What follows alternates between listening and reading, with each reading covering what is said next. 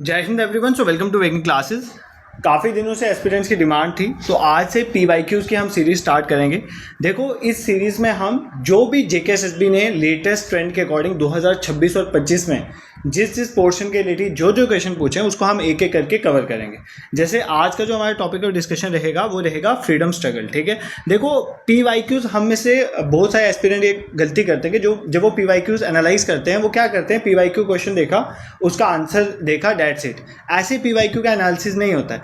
PYQ का analysis होता है आपने क्वेश्चन देखा, आपको क्वेश्चन को समझा और उसके रिलेटेड सारा कंसेप्ट रिवाइज कर लिया। मतलब आज मैं आपको PYQ जब कराऊंगा मैं आपको बताऊंगा कि कुछ ऐसी थीम्स होती हैं जो हमारे सिलेबस के लिए बहुत इंपॉर्टेंट होती हैं और बार बार JKSSB वहीं से क्वेश्चन पूछ रहा है, तो वो चीज़ें हम समझेंगे। और ये एक PYQ सेशन नहीं होगा, इसके साथ साथ आप पूरे के पूरे कंसेप्ट को भी रिवाइज करने की कोशिश करेंगे। ठीक है, सो बिना टाइम वेस्ट करें हम अपनी डिस्कशन को स्टार्ट करें। अब देखो, कुछ एस्पिरेंट ये बोलेंगे कि सर ये JKP कांस्टेबल के लिए है, JKP SI के लिए या FA के लिए। देखो, ये आप सबके सिलेबस में मेंशन है, फ्रीडम स्ट्रगल सबके सिलेबस में है, तो सबका ही टॉपिक है। तो PYQ जो भी सेशन होंगे वो अगर आपके सिलेबस का कहीं भी लिंक है तो आपने कवर करने ही करने हैं। ठीक है, so the very first question is, और इस सीरीज में आपने एक चीज ध्यान रखनी है, पहले हर क्वेश्चन को खुद सॉल्व करना है। पहले क्वेश्चन सॉल्व करोगे, सॉल्व हो जाएगा वेल एंड गुड, नहीं होगा तो एक्सप्लेनेशन सुनोगे और जो एडिशनल पॉइंट है वो तो सबने सुनना है। ठीक है, सो स्टार्ट करते हैं। The very first question is, arrange the following events in correct chronological order. तो सबसे पहले तो सबसे बेसिक हिस्ट्री में यही क्वेश्चन आता है, क्रोनोलॉजी में लगा दो। पहला पॉइंट है Purna Swaraj, resolution, launch of civil disobedience movement, Pune pact और सेकंड राउंड टेबल कॉन्फ्रेंस। तो हमें इनको लगाना है क्रोनोलॉजिकल ऑर्डर में। तो सबसे पहले क्या हुआ, फिर सेकंड नंबर पे, फिर थर्ड नंबर पे, फिर फोर्थ नंबर, इस तरह से हमने इनको प्लेस करना है। तो ट्राई करो इस क्वेश्चन को। ठीक है, वीडियो पॉज करो, क्वेश्चन ट्राई करो। I hope you have tried it. अगर मैं तुम्हें इस क्वेश्चन में समझाऊं, कुछ डेट्स में तुम्हें बता देता हूं। देखो, सबसे पहले अगर मैं पूर्ण स्वराज रेजोल्यूशन की बात करूं, देखो 1929 में, ध्यान से सुनो, 1929 में कांग्रेस का सेशन होता है। कहाँ पर? लाहौर में। ठीक है, लाहौर में जो कांग्रेस सेशन होता है, कांग्रेस आपको पता है हर साल मिलती थी, इंडियन नेशनल कांग्रेस। तो लाहौर वाला जो 1929 का कांग्रेस सेशन होता है, जिसको लीड कौन करते हैं? जिसको लीड करते हैं पंडित जवाहरलाल नेहरू। कौन लीड करते हैं? पंडित जवाहरलाल नेहरू। उस सेशन में ये बोला जाता है कि अब हमें पूर्ण स्वराज चाहिए, एक पूर्ण स्वराज रेजोल्यूशन लाया जाता है और ये बोला जाता है कि हर साल 26 जैन को, ठीक है, मतलब उसके ये दिसंबर में होता है ना सेशन, तो उसके बाद 26 जैन नेक्स्ट ईयर आएगी। कब? 26 जैन 1930। तो कहता है, इस सेशन में बोला जाता है कि 26 जैन 1930 को हम बनाएंगे अपना पहला इंडिपेंडेंस डे। उसके बाद हम हर साल इंडिपेंडेंस डे बनाएंगे। ये बेसिकली ये पूर्ण स्वराज रेजोल्यूशन इसी को बोला गया है। ठीक है, तो ये कब हुआ था? 1929 ऑफ लाहौर सेशन। तो आपको इसकी डेट पता चल गई। इसमें एक और इंपॉर्टेंट इवेंट हुआ था, साथ साथ देख लो, 31 दिसंबर वाले दिन, 31 दिसंबर 1929, ये एग्जाम में पूछा गया इसलिए बता रहा हूँ। पंडित जवाहरलाल नेहरू ने जो हमारा ट्राई कलर नेशनल फ्लैग है उसको रावी रिवर के किनारे फैलाया था। ठीक है, तो रावी रिवर के किनारे उसको नेशनल फ्लैग को हमारा होस्ट करा था, ये भी याद कर लेना क्योंकि यहाँ से भी क्वेश्चन पूछा जाता है। ठीक है, नेक्स्ट हमारा जो इवेंट है, देखो इसकी डेट पता चल गई 19 में। पहले सबकी डेट्स लिखेंगे, उसके बाद क्रोनोलॉजी तो जाएगी। Second is launch of civil disobedience movement. ठीक है, सिविल डिसओबीडियंस, देखो गांधी जी की जो सबसे इंपॉर्टेंट है, एक तो गांधी जी ने, आपको पता है सबसे इंपॉर्टेंट क्या है कि एक non cooperation movement Gandhi ji की बहुत फेमस है, फिर क्विट इंडिया मूवमेंट बहुत इंपॉर्टेंट है। ठीक है, उसके बाद एक सिविल डिसओबीडियंस मूवमेंट इंपॉर्टेंट है। उसमें जो सिविल डिसओबीडियंस मूवमेंट है, अगर मैं उसकी बात करूं तो वो कब बेसिकली लॉन्च हुई थी? देखो हुआ क्या था, मैं आपको इवेंट समझाता हूं क्या हुआ था। 12 मार्च 1930 की बात है, 12 मार्च 1930 की बात है। गांधी जी एक डांडी मार्च स्टार्ट करते हैं। डांडी मार्च का मतलब गांधी जी और अपने फॉलोअर्स के लेकर साबरमती आश्रम में वो रहते थे, वहां से निकलते हैं और कहाँ की तरफ जाते हैं? डांडी की तरफ जाते हैं। क्यों? क्योंकि डांडी में जाकर वो बेसिकली सॉल्ट लॉ को ब्रेक करना चाहते हैं। वो सॉल्ट कलेक्ट करके सॉल्ट लॉ को ब्रेक करेंगे। जब कोई लॉ ब्रेक होगा उसी को बोलते हैं सिविल डिसओबीडियंस मूवमेंट। तो बेसिकली जो सिविल डिसओबीडियंस मूवमेंट है वो कब हुई थी? 6 अप्रैल 1930 को। ठीक है, तो इसकी डेट भी हमें मिल गई। तो गांधी जी ने बेसिकली 12 मार्च 1930 में गांधी जी अपने साबरमती आश्रम से निकले थे और 6 अप्रैल 1930 में दांडी में जाके उन्होंने सॉल्ट लॉ को ब्रेक किया था। तो इसलिए आपको ये डेट याद रखनी है, 6 अप्रैल 1930। तो सेकंड डेट भी हमें मिल गई। ठीक है, third Pune pact. Pune pact क्या था? देखो पुणे पैक्ट की डेट है 24 सितंबर, ध्यान से सुनना इस कंसेप्ट को, 24 सितंबर 1932, ये है पुणे पैक्ट की डेट। ठीक है, पुणे पैक्ट होता है, कुछ साइन हुआ था। बेसिकली ये एक पैक्ट है जो डॉक्टर BR अम्बेडकर और गांधी जी के बीच में साइन हुआ था और मदन मोहन मालवीय का इनका इंपॉर्टेंट रोल था इस पैक्ट को साइन करवाने में। ठीक है, अब ये इसकी कहानी क्या है? बेसिकली इसकी कहानी ये है कि ध्यान से सुनना स्टोरी।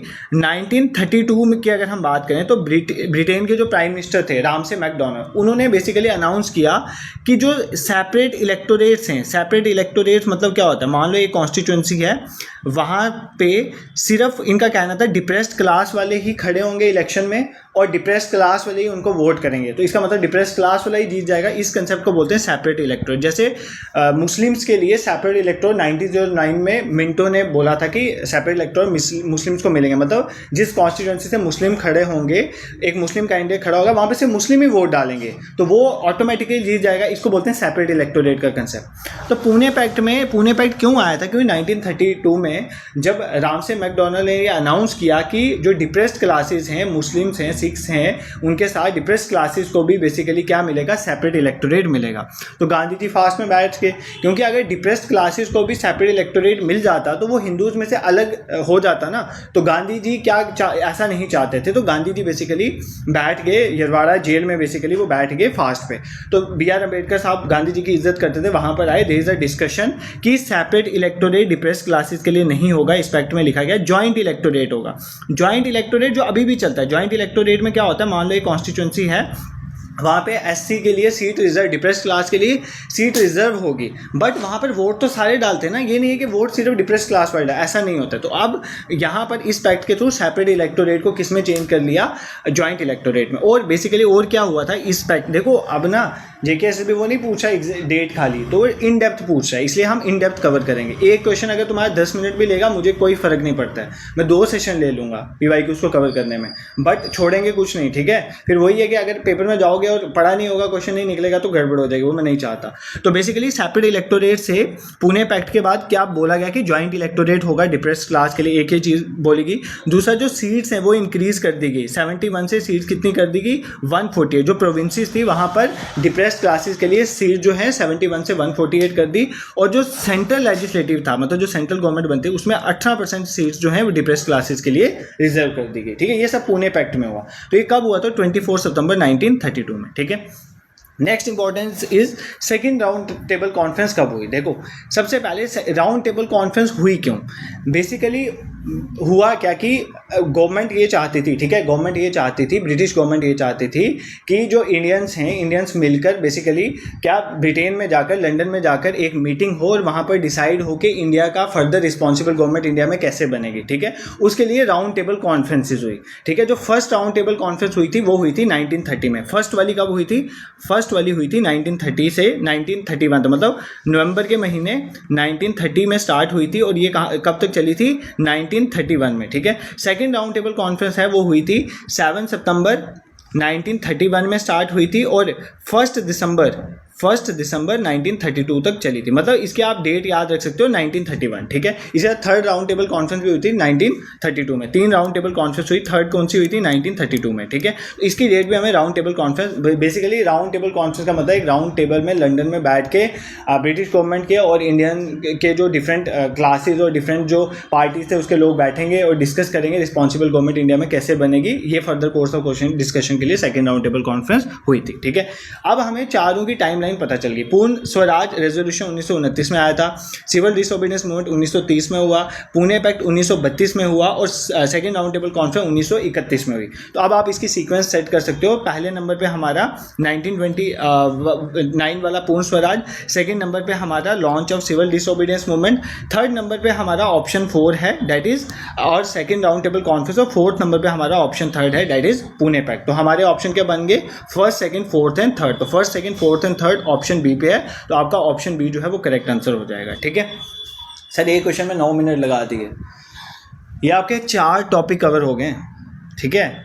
जो आप बोलते हो ना कि पेपर इन डेप्थ आता है, यहीं से आता है। अब तुम्हें मैं बुक भी बता दूंगा, अगर आपको तुम्हें करना हो तुम स्पेक्ट्रम से, विपिन चंद्रा कहीं से भी कर सकते हो, बट इतना मुझे पता है कि तुम वो बुक नहीं कवर कर पाओगे इतने कम टाइम में, इसलिए बोल रहा हूँ टाइम लगाओ, चाहे क्वेश्चन कम करेंगे, एक दिन में एक सेशन को 2 घंटे का ले लेंगे, बट अपना है कि जो पढ़ेंगे अच्छे से पढ़ेंगे, ठीक है। तो अगर सपोज करो तुम्हें कोई इसमें डाउट होगा ना, तो अभी क्वेश्चन वापस रिपीट होंगे, इसलिए पीवाईक्यूज में एनालाइज करवा रहा हूँ कि सेम तरह के क्वेश्चन हमारे पास आ जाते हैं और हम उनको ईजिली कवर कर लेंगे, ठीक है।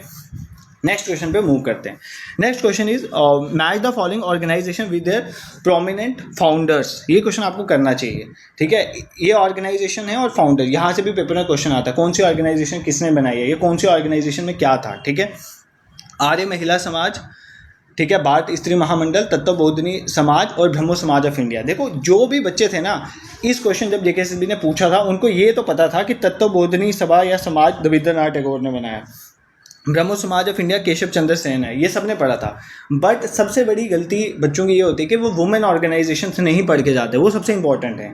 वुमेन ऑर्गेनाइजेशन में मतलब कौन सी वुमेन ने कौन सी ऑर्गेनाइजेशन बनाई, ठीक है। जैसे भारत स्त्री महामंडल जो है वो सारला देवी चौधरानी ने बनाया, ठीक है, और आर्य महिला समाज जो है पंडिता रामाबाई ने बनाया, ठीक है। तो ये वुमेन ऑर्गेनाइजेशन आपको अच्छे से कवर करनी है, ठीक है। ये सोशल रिलीजियस रिफॉर्म मूवमेंट आपका सिलेबस में टॉपिक है, ये फ्रीडम स्ट्रगल के अंदर ही आता है, वहाँ से ये क्वेश्चन पूछा जाता है। तो ऑप्शन 1 का सेकंड है, सेकंड का फर्स्ट है, थर्ड का फोर्थ और फोर्थ का थर्ड है। ऑप्शन बी इस क्वेश्चन का भी करेक्ट आंसर हो जाएगा, ठीक है।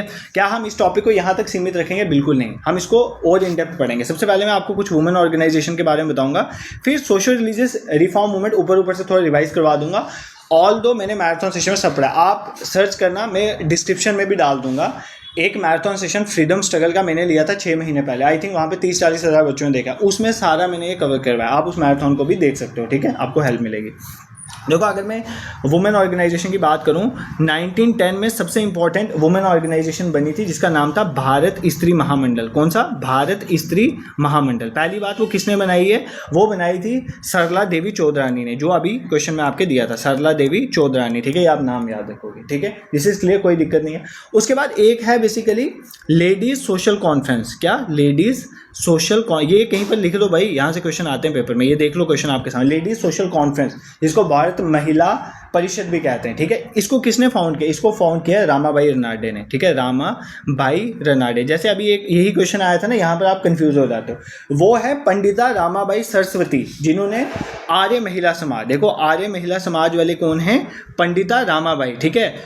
पंडिता रामाबाई सेपरेट पर्सन है, ठीक है, अलग पर्सन है, और बेसिकली रामाबाई रनाडे अलग पर्सन है जिन्होंने लेडीज सोशल कॉन्फ्रेंस को फाउंड किया था, ठीक है, दिस इज क्लियर, यहाँ पर तुम्हें कोई दिक्कत नहीं होगी, ठीक है।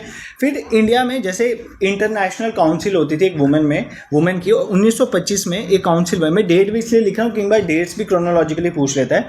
एक बनी नेशनल काउंसिल ऑफ वुमेन, ठीक है। तो आपको एग्जाम में पूछा जा सकता है कि नेशनल काउंसिल ऑफ वुमेन जो इंडिया में बनी थी उसकी फॉर्मेशन में सबसे इंपॉर्टेंट रोल किसका था? तो मेहरीबाई टाटा का, ठीक है, मेहरीबाई टाटा, ये नाम भी आप याद रखोगे, इनका बहुत इंपॉर्टेंट रोल है जो नेशनल काउंसिल है वुमेन को ही बनाने में, ठीक है। और सबसे ज़्यादा अगर वुमेन ऑर्गेनाइजेशन में कोई एग्जाम्स में पेपर में क्वेश्चन पूछा गया है, that is all India women's conference, AIWC, all India women conference. इसको किसने फाउंड किया था? This is a very important question. इसको किसने फाउंड किया था? मार्गरेट कजन्स ने। किसने फाउंड किया था? मार्गरेट कजन्स ने, ठीक है। कब फाउंड किया था? 1927 में, ठीक है, दिस इज क्लियर। तो ये कुछ इंपॉर्टेंट, ये इंपॉर्टेंट है, ऐसे तो बहुत सारी वुमेन ऑर्गेनाइजेशन बनी, हमने सारी याद नहीं रखनी है। जैसे मान लो एक इंपॉर्टेंट है पंडिता जो रामाबाई सरस्वती थी, जिन्होंने आर्य महिला समाज बनाया था, उन्होंने बेसिकली बहुत काम किया वुमेन की कॉज के लिए, उनकी एजुकेशन को इम्प्रूव करने के लिए। उनकी वजह से ही बाद में जाके लेडी डफरिन कॉलेज जो है वो स्टार्ट हुए थे, ठीक है। तो ये भी आप फैक्ट याद रख सकते हो। But all India women conference is very important, और ladies social conference Ramabai Ranade, यहाँ से एग्जाम में आपको क्वेश्चन देखने को मिलते हैं, ठीक है। अब जैसे मान लो, अब ये जैसे ये है तत्वबोधिनी समाज, ब्रह्मो समाज ऑफ इंडिया, किसने बनाया, ठीक है। ये सोशल रिलीजियस रिफॉर्म मूवमेंट अपने में एक बहुत बड़ा टॉपिक है, अगर मैं पढ़ाने में जाऊंगा तो काफ़ी टाइम लग जाएगा। जैसे मान लो कुछ चीज़ें मैं आपको रिवाइज करवा देता हूँ, ठीक है, तुम्हारी नॉलेज के लिए कुछ चीज़ें। जैसे मान लो सबसे इंपॉर्टेंट हमारा, कुछ ही पढ़ाऊंगा अभी, सारी मैं कवर नहीं कर सकता, इसलिए बोल रहा हूँ मैराथन सेशन आप देख सकते हो, ठीक है। सबसे पहले अगर मैं ब्रह्मो समाज की बात करें, ठीक है, ब्रह्मो समाज आपको पता है राजा राम मोहन राय जी ने बनाया, ठीक है, जिनको मेकर ऑफ मॉडर्न इंडिया भी कहते हैं, ठीक है। और इन्होंने एक बेसिकली बुक, एक एग्जाम में पूछता है, गिफ्ट टू मोनोथिस्ट, ठीक है, गिफ्ट टू मोनोथिस्ट, ये बुक जो है किसने लिखी है? ये बुक बेसिकली राजा राम मोहन राय की बुक है। इन्होंने स्टार्टिंग में 1840 में एक बनाई थी आत्मीय सभा। क्या बनाई थी?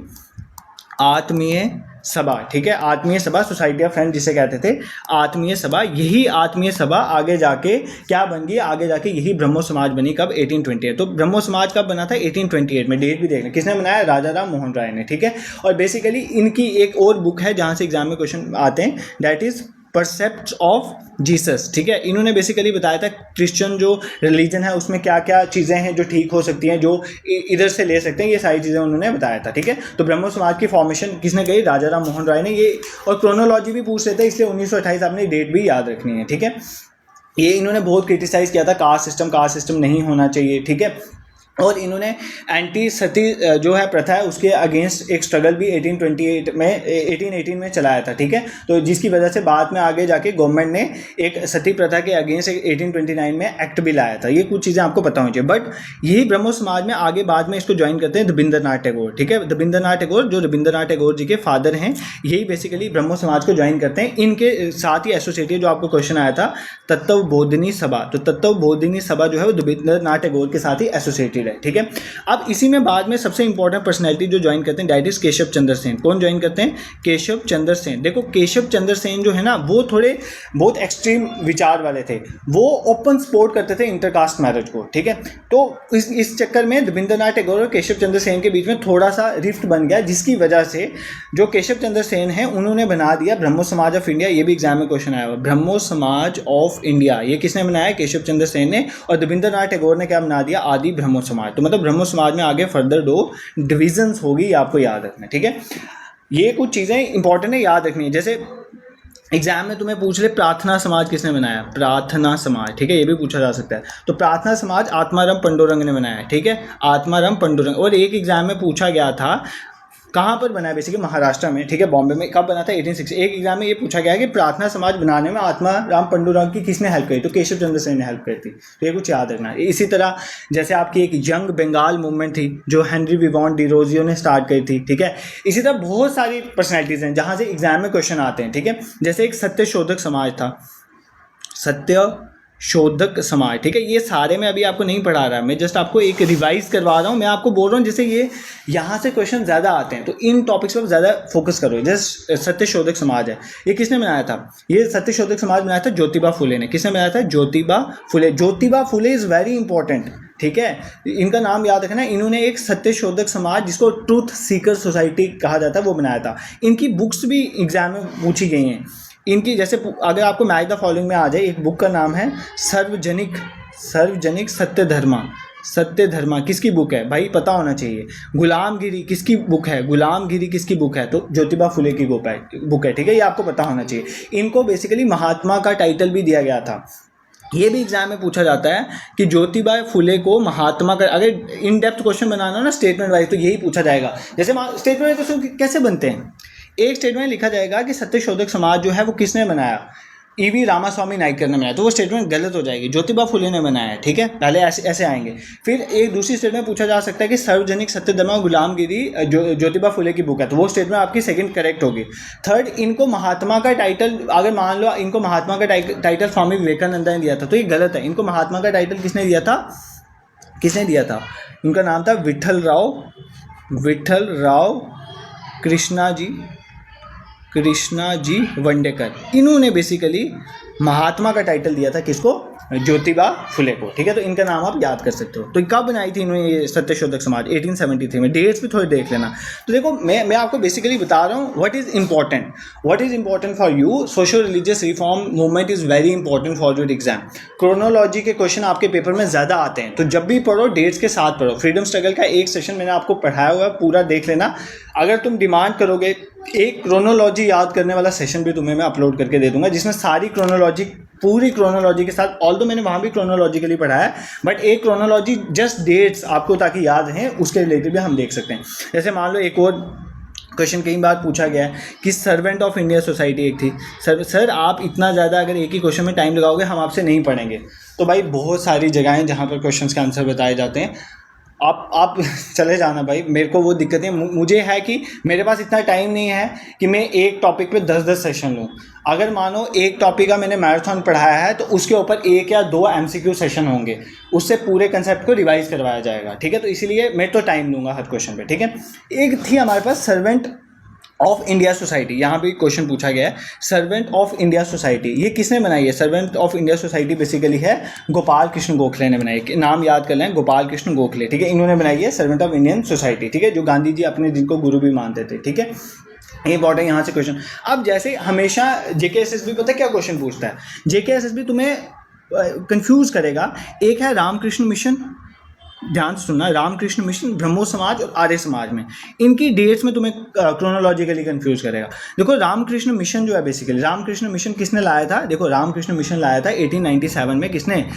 किसने लाया था रामकृष्ण मिशन? स्वामी विवेकानंदा ने, ठीक है। स्वामी विवेकानंदा ने 1897 में रामकृष्ण मिशन को लाया था, ठीक है। और इसका जो बेसिकली कहाँ पर इसका हेडक्वार्टर है, इसका हेडक्वार्टर था बेलूर में। बेलूर कहाँ पे है? कलकत्ता में, ठीक है। उन्होंने बेसिकली लाया था, ठीक है। रामकृष्ण मिशन जो है किसने लाया था? स्वामी विवेकानंदा है, जो किसके बेसिकली डिसाइपल थे, किसके डिसाइपल थे? रामकृष्ण परमहंस के, ठीक है। तो स्वामी विवेकानंदा का एक नाम भी पूछ सकता है आपको, इनका नाम नरेंद्रनाथ दत्त भी था, नरेंद्रनाथ दत्त, ठीक है। किसका नाम है? स्वामी विवेकानंदा का नरेंद्रनाथ दत्त भी नाम था। और इम्पॉर्टेंट चीज़ ये है कि ये बेसिकली इन्होंने एक शिकागो में एक पार्लियामेंट ऑफ रिलीजन्स के रिलेटेड एक शिकागो में इन्होंने एक स्पीच हुई थी, वो दी थी। वो कब दी थी? 1893 में। कहाँ पे हुई थी? शिकागो में, ठीक है। ये बहुत फेमस है, ठीक है। तो वहाँ पे आपने याद रखना है, ठीक है। तो इनकी डेट 1897 है, और वो हमने कब देखी थी? ऊपर वाली डेट 1828 में ब्रह्मो समाज बना है, तो कंफ्यूज नहीं होना। उसी तरह हमारे पास एक आर्य समाज है, ठीक है। आर्य समाज, आर्य समाज इज वेरी इंपॉर्टेंट। इन तीनों में क्रोनोलॉजिकली कंफ्यूज करता है। आर्य समाज को किसने बनाया था? दयानंद सरस्वती जी, जिनका नाम मूल शंकर है। दयानंद सरस्वती का दूसरा नाम मूल शंकर है, और उन्होंने आर्य समाज जो है बनाया था। आर्य समाज की फॉर्मेशन उन्होंने 1875 में करी थी। कहाँ पर? बॉम्बे में। प्लेसेस भी याद कर लो कहाँ पर हैं, सारी प्लेसेस जो है बॉम्बे में बनाई थी। और एक पूछता है कि जो मूल शंकर या दयानंद सरस्वती है, उनकी एक बुक है सत्यार्थ प्रकाश। कितनी बार एग्जाम में पूछा गया है किसकी बुक है? सत्यार्थ प्रकाश किसकी बुक है? मूल शंकर या दयानंद सरस्वती जी की बुक है। अब इन्होंने बेसिकली बोला था कि हर पर्सन को वेदास पढ़ने चाहिए, वेदास। तो इन्होंने वेदास पे बड़ा एम्फेसाइज करा था। इन्होंने ही स्लोगन दिया था बैक टू द वेदास, मतलब वेदास को पढ़ो। और इनका देखो, इनका ये भी मानना था कि हमें इनका ये मानना था कि जो वैदिक नोशन है चतुर्वर्ण सिस्टम का, जहाँ पर एक पर्सन ब्राह्मण, क्षत्रिय, वैश्य, शूद्र बर्थ के अकॉर्डिंग नहीं है, बट ऑक्यूपेशन के अकॉर्डिंग है, मेरिट के अकॉर्डिंग है। तो उस पर इन्होंने बड़ा एम्फेसाइज किया था। देखो हमारे हिंदुस्तान में कास्ट सिस्टम दिया हुआ ब्रिटिशर का है। जो ओल्ड वैदिक सिस्टम था चतुर्वर्ण सिस्टम, उसके अकॉर्डिंग आपकी मेरिट, आपकी कैपेबिलिटी के बेसिस में ब्राह्मण, क्षत्रिय, वैश्य और शूद्र डिसाइड होते थे, ना कि आप कहाँ पर बर्थ ले रहे हो, ठीक है। तो यही मानते थे कि वेदास को हमें फॉलो करना चाहिए, ठीक है। इन्होंने ये भी बोला था कि वेदास जो हैं वो इंडिया की रॉक ऑफ एजिस हैं, ठीक है। इंडिया रॉक ऑफ एजिस, ये आपने याद रखना है, इनके वर्ड्स हैं, क्योंकि पूछ सकते हैं ना ये किसने बोला है, ठीक है। और सबसे इंपॉर्टेंट चीज़ आपने ये याद रखनी कि शुद्धि मूवमेंट जो है वो आर्य समाज के रिलेटेड है। शुद्धि मूवमेंट क्या थी? शुद्धि मूवमेंट ये थी कि जो क्रिश्चियंस जो कन्वर्जन हुए थे उसको रोकने के लिए इन्होंने प्यूरिफिकेशन, शुद्धि मतलब मूवमेंट लाई थी, ताकि जो हिंदूज कन्वर्ट हो चुके हैं क्रिश्चियनिटी में वो वापस हिंदुइज्म में आए, ठीक है। उसके लिए इन्होंने एक शुद्धि मूवमेंट जो है वो स्टार्ट करी थी, ठीक है। This is clear. इन तीनों में तुम्हें पूछेगा, पहले इनमें कौन सा आया? सबसे पहले आया ब्रह्मो समाज 1828 में, ठीक है। उसके बाद हमारा जो आर्य समाज है वो कब आया? 1875 में, ठीक है। उसके बाद हमारा जो है रामकृष्ण मिशन आया 1897 में, ठीक है। तो ये डेट्स में कंफ्यूज कर रहा है क्रोनोलॉजिकली, और इन्होंने क्या बोला, इनकी क्या टीचिंग्स थी, क्या कहते थे, ये सारी चीज़ें तुम्हारे दिमाग में फिक्स होनी चाहिए, ठीक है। अब देखो कुछ ना जो अगेंस्ट द अपर कास्ट में ब्राह्मणिकल कास्ट कुछ मूवमेंट हुई थी, वहाँ से काफ़ी क्वेश्चन आते हैं। जैसे एक सेल्फ रिस्पेक्ट मूवमेंट थी, ठीक है। सर आज के सोशल रिलीजियस रिफॉर्म मूवमेंट ही पढ़ाओगे, बहुत इंपॉर्टेंट है पेपर के, इसलिए नहीं छोड़ सकता। सेल्फ रिस्पेक्ट मूवमेंट, ठीक है, आगे खींच लेंगे question, don't worry. Self respect movement किसने लाई थी? ईवी। सर आप ना साफ साफ लिखते नहीं भाई, उस सेशन में सब अच्छा लिख के पढ़ाया हुआ वो देख सकते हो। यू हैव बुक, ठीक है, you have book with you, आप स्पेक्ट्रम या उससे पढ़ सकते हो। मैंने बुक भी रेफर कर दिया, बट अगर मैं अच्छा लिखने में लग जाऊंगा तो फिर रिवीजन नहीं हो पाएगी अच्छे से। ईवी रामास्वामी नाइकर जो हैं उन्होंने सेल्फ रिस्पेक्ट मूवमेंट स्टार्ट करी थी, ठीक है। बेसिकली जो वेडिंग में ब्राह्मण प्रीस्ट आते थे उनकी सुप्रीमेसी को खत्म करने के, बिना ब्राह्मण प्रीस्ट के ये बेसिकली जो है शादियां करवाने में बिलीव करते हैं। डायरेक्ट उन्होंने सेल्फ रिस्पेक्ट मूवमेंट, इसमें ईवी रामास्वामी नाइकर का आपने नाम याद रखना अच्छे से, यहाँ से क्वेश्चन आता है, ठीक है। तो ये नाम आपने अच्छे से याद रखना है, बट आप इसको कंफ्यूज नहीं करोगे। There are some other movement, जैसे एक जो मूवमेंट था, एक SNDP मूवमेंट था, श्री नारायण गुरु धर्म परिपालन मूवमेंट, ठीक है। दिस इज वेरी इंपॉर्टेंट, ठीक है। ये इलाहाबाद से केरला के, ठीक है, वो उसके अकॉर्डिंग एक मूवमेंट स्टार्ट हुई थी। इन्होंने क्या किया था? नारायण गुरु ने एक नैयर रिवर थी, कौन सी रिवर थी? नैयर रिवर, ठीक है। इन्होंने ये पेपर में क्वेश्चन भी पूछा गया, नैयर रिवर से बेसिकली एक शिवलिंग को लाया था और इसको इंस्टॉल किया गया था अरुविपुरम में, ठीक है। उन्होंने इसको इसलिए अरुविपुरम मूवमेंट भी कहते हैं, ठीक है। इस मूवमेंट में उन्होंने बेसिकली क्या किया था, क्योंकि वहाँ पर अपर कास्ट वाले अलो नहीं करते थे मंदिर में, ठीक है, इजावास को, तो इसलिए उन्होंने इस मूवमेंट को स्टार्ट किया था। तो श्री नारायण गुरु धर्म परिपालन मूवमेंट, ठीक है, अरूवीपुरम मूवमेंट भी कहते हैं, ये श्री नारायण गुरु के साथ एसोसिएटेड है, जो इजावास ऑफ केरला को बिलोंग करते थे। ये पॉइंट आपने याद रखना है, ठीक है, दिस इज क्लियर। तो देखो ये कुछ इंपॉर्टेंट, ऐसे तो बहुत सारी मूवमेंट्स हैं, but I am not going deep into it, क्योंकि वो मैंने, सर आप इससे डीप कहाँ जानता है भाई, इसमें भी अभी काफ़ी और चीज़ें हैं, इसलिए मैं आपको बोल रहा हूँ थोड़ा मैराथन सेशन आप देख लें। देखो अब आपका एक क्वेश्चन हो गया ना, उसी पेपर में एक और क्वेश्चन आया हुआ था, which of the following statement about the Arya Samaj is incorrect. आधे बच्चों, आई थिंक ये मुझे लगता है क्वेश्चन कौन से पेपर में था यार, ये question I think Forrest inspector में था मुझे लगता है, हाँ, इसमें आपको इनकरेक्ट पूछा था, करेक्ट नहीं पूछा था। पहली कहता है आर्य समाज को फाउंड किया था स्वामी सजानंद सरस्वती। भाई कहाँ पर, मैंने आपको बोला आर्य समाज जो है मूल शंकर या दयानंद सरस्वती, तो ये स्टेटमेंट गलत है, ठीक है, हमें गलत ही बतानी है, ठीक है, ये स्टेटमेंट गलत है, ठीक है। दूसरी statement, it strictly rejected authorities of the Vedas. ये वेदास की जो अथॉरिटी उसको रिजेक्ट करता है। भाई मैंने आपको बड़े अच्छे से समझाया है। स्वामी दयानंद सरस्वती ने एक स्लोगन दिया था, बैक टू द वेदास, हमें वेदास को फॉलो करना है, मानना है, उसको रिजेक्ट थोड़ी करना है। तो मतलब ये दोनों स्टेटमेंट इनकरेक्ट हैं, हमें इनकरेक्ट बताएं तो दोनों ही इनकरेक्ट हैं। तो इसका आंसर बोथ 1 और 2 था, और बच्चों ने गड़बड़ यहीं पर की होगी, इनकरेक्ट नहीं पढ़ा होगा और नीदर 1 नॉर 2 लगा दिया होगा, ठीक है।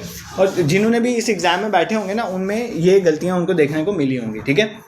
तो देखो एक सोशल रिलीजियस रिफॉर्म मूवमेंट पे एक ही पेपर पे 2 क्वेश्चन भी आ सकते हैं, तो यहाँ से तुम्हें इसकी रेलिवेंस जो है वो पता चली होगी, ठीक है। अगर मैं स्वामी सजानंद सरस्वती जी की बात करूँ तो भाई ये भी पर्सनैलिटी हैं, ठीक है। ये कौन है बेसिकली, इनका रोल बेसिकली था एक बिहार की प्रोविंशियल किसान सभा, मतलब किसान सभा के साथ ये लिंक थे, उसको बनाया था इन्होंने 1929 में। और बाद में जब ऑल इंडिया किसान सभा बनी थी 1936 में, 1936 में ऑल इंडिया किसान सभा को बनाने में भी इनका इंपॉर्टेंट रोल है, बट इनका आर्य समाज के साथ कोई लेना देना नहीं है उसकी फॉर्मेशन में, ठीक है, ठीक है। I hope this is clear to you. तो नेक्स्ट क्वेश्चन पे मूव करते हैं। Why was the Shimla deputation, Shimla deputation 1906 का। अब ये क्वेश्चन कुछ 2025 के हैं, ठीक है, 2000 हम दोनों करेंगे ना, सिंपल भी करेंगे कम्प्लेक्स भी करेंगे। ये पहला सेशन है, इसमें दूसरा सेशन भी अभी आएगा, ठीक है। अगर मेरी हेल्थ बिल्कुल ठीक होती तो मैं 2 घंटे का सेशन लेके ये पूरा ही करवा देता, आपको सारे PYQs करवा देता, बट अभी इतने जल्दी इतना बड़ा स्टेप नहीं मैं ले सकता, ठीक है। तो Y was the Shimla deputation 1906 का prominent for the rise of Muslim league in India. Shimla deputation जो है वो प्रोमिनेंट क्यों है मुस्लिम लीग के राइज में, कहाँ पर, इंडिया में, ठीक है। क्योंकि डेपुटेशन को जो है बेसिकली ग्रांट किया गया राइट, ठीक है, क्या राइट दिया गया था, टू फॉर्म पाकिस्तान पर। लॉर्ड मिंटो ने क्या बोला था कि पाकिस्तान की फॉर्मेशन कर लो शिमला डेपुटेशन में मुस्लिम लीग को, ठीक है, ऐसा बिल्कुल नहीं है। मुस्लिम लीग तो वो पाकिस्तान की फॉर्मेशन तो काफ़ी लेट हुई ना। It convince the viceroy Minto to reunite कर देंगे बंगाल को आफ्टर पार्टीशन, ये स्टेटमेंट भी गलत है। Muslims are given the immediate majority of representation in the executive council, ऐसा भी नहीं है कि उनको जो है इमीडिएट वो मिली थी, क्या रिप्रेजेंटेशन मिली थी एग्जीक्यूटिव, ऐसा भी नहीं है। The deputation received a positive assurance from Lord Minto regarding the separate, बिल्कुल this is a correct statement. देखो 1906 बेसिकली हुआ क्या था शिमला डेपुटेशन में, क्या हुआ, 1 अक्टूबर 1906 में एक प्रोमिनेंट मुस्लिम लीडर थे जिनका नाम था आगा खान III। ये क्या मिलते हैं अपने साथ कुछ साथियों को लेकर, जैसे मोहसिन उल मुल्क वगैरह को लेकर, ये लॉर्ड मिंटो को मिलते हैं शिमला में, उसको बोलते हैं शिमला डेपुटेशन, ठीक है। और ये कुछ डिमांड रखते हैं, अपनी जो डिमांड थी, जैसे मुस्लिम्स के लिए सेपरेट इलेक्टोरेट होना चाहिए। मैंने आपको सेपरेट इलेक्टोरेट समझा दिया कि अगर कोई एक कॉन्स्टिट्यूंसी होगी वहाँ से मुस्लिम ही खड़ा होगा और मुस्लिम्स ही वोट डालेंगे तो वो जीत जाएगा, ठीक है, ये इसकी डिमांड थी। दूसरा इन्होंने ये बोला कि जो लेजिस्लेटिव बॉडीज़ हैं उसमें मुस्लिम पॉपुलेशन के प्रोपोर्शन के हिसाब से उनको ज़्यादा जो है सीट्स एलोकेट होनी चाहिए, ठीक है। और कुछ सीट्स और प्रेफरेंस गवर्नमेंट सर्विसेज और यूनिवर्सिटीज़ में जो है मुस्लिम्स को मिलनी चाहिए। तो बेसिकली मुस्लिम्स के राइट को प्रोटेक्ट करने के लिए शिमला डेपुटेशन गया था, ठीक है। तो इसकी क्या सिग्निफिकेंस थी, इसकी यही सिग्निफिकेंस थी कि लॉर्ड मिंटो ने इनको एश्योरेंस दिया था, वाइसरॉय मिंटो ने, कि सेपरेट इलेक्टोरेट जो है वो अनाउंस कर दिए जाएंगे। और आगे जाके 1909 में एक रिफॉर्म्स आते हैं जिसको बोलते हैं इंडियन काउंसिल एक्ट ऑफ 1909, जिसको बोलते हैं मॉर्ले मिंटो रिफॉर्म्स। कई बार तो पेपर में यही पूछ लेता है मॉर्ले मिंटो रिफॉर्म ही क्यों बोला गया। इसलिए बोला गया क्योंकि मॉर्ले उस time secretary of state for India थे, ठीक है, जो ब्रिटेन में बैठते थे, और मिंटो उस टाइम पे वाइसरॉय थे। इस 1909 में जो इंडियन काउंसिल एक्ट आया था उसी में सेपरेट इलेक्टोरेट किसके लिए अनाउंस कर दिए गए थे, मुस्लिम्स के लिए सेपरेट इलेक्टोरेट अनाउंस कर देंगे। तो उन्होंने एश्योरेंस दिया था 1906 में कि ऐसा होगा, ठीक है, एश्योरेंस दिया था। 1909 में उन्होंने सेपरेट इलेक्टोरेट, क्योंकि वो चाहते ही यही थे, हिंदू मुस्लिम यूनिटी को तोड़ो, ठीक है, हिंदूज़ में भी तोड़ो, सिक्स क्रिश्चियंस, एंग्लो इंडियंस और जो है उस डिप्रेस क्लासेस के नाम पे सबको अलग कर दो, ठीक है, वुमेन को भी अलग कर दो, ताकि मतलब डिवाइड एंड रूल वाली पॉलिसी। तो इसके बाद ही बेसिकली 1909, तो ये सिंपल क्वेश्चन था। डेपुटेशन ने एक पॉजिटिव एश्योरेंस दिया था, एक कब हुआ था, Shimla deputation. I hope this is clear to you. यहाँ पर कोई ज़्यादा घबराने वाला क्वेश्चन ये नहीं था, ठीक है। नेक्स्ट क्वेश्चन में मूव करें। नेक्स्ट क्वेश्चन क्या था, who were two primary brothers who founded the all India Khilafat committee in 1919। 1919 में एक ऑल इंडिया खिलाफत कमेटी बनी थी, ठीक है। इसको बनाने वाले दो कौन से प्राइमरी ब्रदर्स थे, Mohammad Jinnah and Shaukat Ali, Mohammad Ali and Hasrat Mohani, Shaukat Ali and Aga Khan, Mohammad Ali and Shaukat Ali, ठीक है। इनका नाम था बेसिकली मोहम्मद अली एंड शौकत अली, ठीक है, मोहम्मद अली एंड शौकत अली इनका नाम था। सबसे पहले तो आप इनका नाम याद रखोगे। सबसे इंपॉर्टेंट है यहाँ पर कि बेसिकली ये क्या था, ऑल इंडिया खिलाफत कमेटी क्यों बनी, ये क्वेश्चन एक अराइज होता है। देखो कुछ नहीं है, ये बेसिकली ये बात है बॉम्बे की, ठीक है, 1919 की। वहाँ पर जाके ऑल इंडिया खिलाफत कमेटी बनाई थी। देखो ओटोमन एम्पायर होता था, उसमें खलीफा होते थे, ठीक है, जिसको कैलिफेट कहते थे। तो बेसिकली उनको उसके लिए प्रोटेस्ट था ताकि उनको प्रोटेक्ट कर पाएँ, क्योंकि उनकी पावर्स जो है वो छीन रही थी। कौन सी? ब्रिटिशर्स छीन रहे थे, क्योंकि वर्ल्ड वार फर्स्ट के बाद टर्की जो है हार गया था, तो इस वजह से, ठीक है। तो उसी लिए जो है एक प्रोटेस्ट चल रहा था, ठीक है। तो बेसिकली ये आपने याद रखना, ये एक तरह ऑल इंडिया खिलाफत कमेटी एक परमानेंट बॉडी बनी थी, ठीक है, परमानेंट बॉडी, ठीक है, परमानेंट बॉडी थी। मतलब जस्ट लाइक अब मान लो कोई एक बॉडी इंडियन नेशनल कांग्रेस, इसी तरह खिलाफत कमेटी एक बॉडी बनी, तो all India Khilafat committee. Mohammad Ali Shaukat Ali का यहाँ पे इंपॉर्टेंट रोल है, ठीक है। एक इसके साथ जुड़ी हुई एक और चीज़ है, ठीक है, उसका क्या नाम है, ऑल इंडिया खिलाफत कॉन्फ्रेंस। ये मैंने ऑल इंडिया खिलाफत कमेटी बता दी, क्वेश्चन यहाँ पे खत्म हो गया। एक था ऑल इंडिया खिलाफत कॉन्फ्रेंस, ठीक है। अब कॉन्फ्रेंस क्या होता है, मतलब मान लो कोई एक मीटिंग वगैरह हुई होगी, कॉन्फ्रेंस एक मास पब्लिक मीटिंग हुई थी, ठीक है। ऑल इंडिया खिलाफत कॉन्फ्रेंस इसे कहते हैं। ये मार्च 1919 में हुई थी, ठीक है। इस मीटिंग में पब्लिक मीटिंग में इसके प्रेसिडेंट जो है मोहनदास करमचंद गांधी वो थे, इसलिए आपको याद रखनी है, ठीक है। तो ऑल इंडिया खिलाफत कॉन्फ्रेंस को प्रिसाइड किसने किया था, एक मोस्ट पब्लिक मीटिंग, मतलब टेम्परेरी थी, एक मीटिंग थी, इसको किसने प्रिसाइड किया था, मोहनदास करमचंद गांधी जी ने जो है प्रिसाइड किया था। क्यों किया था, क्योंकि गांधी जी चाहते थे खिलाफत का इशू नॉन कॉपरेशन के साथ चले और हिंदू मुस्लिम यूनिटी तब होगी और जो है अगेंस्ट द ब्रिटिश हम अच्छे से काम कर पाएंगे। इसलिए एक ऐसा क्वेश्चन भी पेपर में पूछा जाता है कि नॉन कॉपरेशन मूवमेंट के साथ कौन सी और दूसरी मूवमेंट जो है वो सपोर्ट किया था, दैट इज खिलाफत मूवमेंट, ठीक है। जो खलीफा हैं उनको बेसिकली प्रोटेक्ट करने के लिए ये मूवमेंट जो है वो चलाई गई थी। I hope this is clear to you. ये क्वेश्चन तो इतना डिफिकल्ट नहीं था, ठीक है।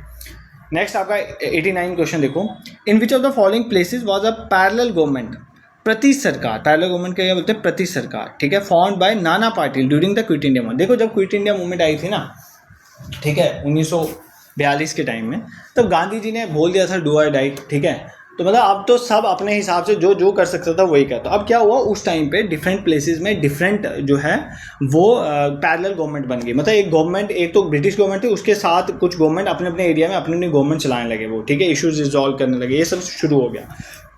हमें बताना है कि जो नाना पाटिल ने क्विट इंडिया मूवमेंट के दौरान एक पैरेलल गवर्नमेंट चलाई थी, वो कहाँ पे, बलिया में यूपी में, तमलुक वेस्ट बंगाल में, सौराष्ट्र गुजरात में, या सतारा महाराष्ट्र में। तो बताओ कहाँ पर की थी। देखो ये क्वेश्चन बच्चों को आता नहीं था, क्योंकि ऐसे क्वेश्चन को पढ़ता नहीं था, ठीक है। बट आज है तो इसके सारी जो इंपॉर्टेंट है वो देख लेंगे, अगर फिर फ्यूचर में रिपीट हो तो हम कर लेंगे। तो नाना पाटिल ने सबसे इंपॉर्टेंट है सतारा महाराष्ट्र में, अगर आपको पता होता तो सतारा महाराष्ट्र में उन्होंने एक पैरेलल गवर्नमेंट चलाई थी। एग्जाम में क्वेश्चन ये इसलिए आया था क्योंकि ये सबसे लंबी चलने वाली सर्वाइविंग एक पैरेलल गवर्नमेंट थी, ठीक है, और सबसे स्टेबल इसमें पीपल्स कोर्ट था, मतलब लोगों का कोर्ट, जिसको बोलते थे न्यायधम मंडल। न्यायधम मंडल में जाकर लोग अपनी बात रखते थे और वहाँ पर उनकी सुनवाई होती थी। तो सबसे स्टेबल और सबसे लंबी चलने वाली एक पैरेलल गवर्नमेंट थी वो सतारा महाराष्ट्र की, जो नाना पाटिल ने स्टार्ट करी थी। ये आपको याद रखना है during the quit India movement, ठीक है। क्या और भी सर कहीं पर स्टार्ट हुई थी? तो हुई थी ना, और भी हुई होगी, ठीक है। कहाँ पर हुई थी? देखो सबसे पहला आपका जो बलिया इज इन यूपी। तो बलिया यूपी में जो स्टार्ट की थी वो चिट्टू पांडे ने स्टार्ट की थी, ठीक है। किसने? चिट्टू पांडे, ये आपने याद रखना है, ठीक है। चिट्टू पांडे ने जो स्टार्ट की थी, ये पहली प्रोमिनेंट, अगर पैरेलल बात करूं, पैरेलल गवर्नमेंट जो है, फर्स्ट प्रोमिनेंट पैरेलल गवर्नमेंट जो है वो कौन सी? बलिया वाली थी। किसने स्टार्ट की थी? चिट्टू पांडे ने, ठीक है। सेकेंड जो है तमलुक वेस्ट बंगाल वाली, ये दो पर्सन के नाम आपने याद रखने, एक तो सतीश चंद्र, ठीक है, थोड़ा आइडिया ले लो, अगर मैच द फॉलोइंग में आ गया तो आप कर लो, एक सतीश चंद्र और इनके साथ है जतिया सरकार, ठीक है, जतिया सरकार। तो ये सरकार और सतीश चंद्र आप याद रख लो, ठीक है। इन्होंने बेसिकली एक स्टार्ट करी थी तमलुक, वेस्ट बंगाल में इन्होंने स्टार्ट करी थी और इसका नाम था तमरा लिप्ता जतिया सरकार। क्या था इसका पैरेलल गवर्नमेंट का? तमरा लिप्ता जतिया सरकार। तो सरकार से याद कर लेना क्योंकि आपका जतिया सरकार थे वहाँ पे। तो तमरा लिप्ता जतिया सरकार जो है एक पैरेलल गवर्नमेंट थी, कहाँ पर? तमलुक, वेस्ट बंगाल, ठीक है। एक आपने उड़ीसा की याद रखनी है, तलचर, ठीक है, ये इंपॉर्टेंट वाली बता रहा हूँ, तलचर उड़ीसा में, ठीक है, तलचर उड़ीसा में ये भी एक इंपॉर्टेंट पैरेलल गवर्नमेंट स्टार्ट हुई थी। लक्ष्मण नायला ने स्टार्ट किया, पर लक्ष्मण से याद कर लो, इतना भी याद कर लोगे तो हो जाएगा, ठीक है। तो भाई ये कुछ नहीं है, ये तुम इतनी चीज़ें नहीं पढ़ते हो, ऑल्दो ये पूछता नहीं था ऐसे क्वेश्चन, बट पूछ है ना, एक अभी ट्राइबल फ्रीडम फाइटर्स में कैसा क्वेश्चन आया था, ठीक है, अभी रिसेंट किसी एग्जाम में, ठीक है, 2026 में, उसको भी कवर करेंगे नेक्स्ट सेशन में। तो सबसे इंपॉर्टेंट है, देखो इस टॉपिक में मैं 2 मैराथन सेशन लूँगा फ्रीडम स्ट्रगल पे, बट ऐसा नहीं कि सारे टॉपिक्स में PYQs के 2 सेशन आएंगे, मुझे लगता है हर एक टॉपिक में 1 सेशन आएगा, ठीक है, तो इतना घबराना नहीं, बट इसके 2 कवर कर लें। बलिया यूपी में हमने चिट्टू पांडे को याद कर लिए, पहली प्रोमिनेंट जो है पैरेलल गवर्नमेंट। नाना पाटिल की सतारा महाराष्ट्र में, ये आप याद रखोगे, ठीक है, और वो सबसे लंबी चलने वाली स्टेबल वाली थी, ठीक है। उधर पीपल्स कोर्ट न्यायदम मंडल का कंसेप्ट वहाँ पे था, ठीक है, ये आपने याद रखना है। उसके बाद तालचर उड़ीसा में लक्ष्मण नाम आप याद रखोगे, और तमलुक वेस्ट बंगाल की उसका नाम था तमरा लिप्ता जतिया सरकार, क्यों? उसमें जतिया सरकार और सतीश चंद्र समन्ता थे, ठीक है, सतीश चंद्र से भी याद करोगे तो हो जाएगा, ठीक है। चलो नेक्स्ट क्वेश्चन ट्राई करो, क्वेश्चन 90 ट्राई करो। क्वेश्चन 90 क्या कहता है? On which of the following dates the Indian independence act 1947 was given the British royal assent, thereby giving legal effect to Mountbatten plan, ठीक है। जब ये क्वेश्चन आया था ना, आधे से ज़्यादा बच्चों ने 3 जून 1947 लगाया था, ठीक है, क्योंकि मेरी बच्चों से डिस्कशन होती है तो पता चला था। उसने बोला कि जो आपका इंडियन इंडिपेंडेंस एक्ट आया 1947 में, उसको ब्रिटिश रॉयल असेंट कब मिला था। उसने ये नहीं बोला था कि माउंटबेटन ने कब प्रपोज कर रहा था।